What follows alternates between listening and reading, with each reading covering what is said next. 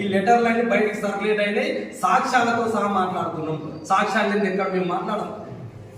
కొంతమంది నర్మమండలంలో నీవు బీజేపీలో పోకన్నా ముందు మేము కాంగ్రెస్ లో ప్రతిపక్షం, బీజేపీలో కొంతమంది అక్కడక్కడ ఉన్న బీజేపీ సోదరులంతా ప్రతిపక్షం నుండి అవసరమైనప్పుడు అఖిలపక్షంగా కొట్లాడడం జరిగింది.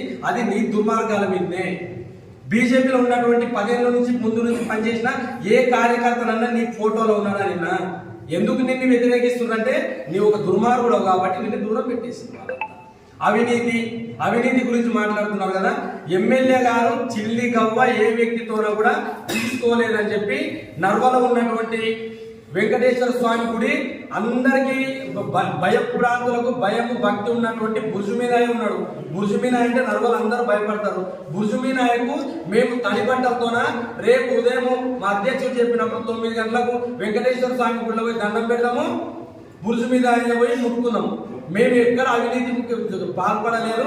నీవు కూడా సింగల్ విండోలో రూపాయి తీసుకోలేదు. నువ్వు బుద్ధిమంతులు అయితే బుర్జు మీద పూల దండేద్దాం. దీనికి సవాలు సిద్ధమేనా? తప్పుడు కథనాలు రాస్తున్నావు, తప్పుడు ప్రచారం చేస్తున్నావు. నీకు ఎంత దుర్మార్గం కింద పడినావు అంటే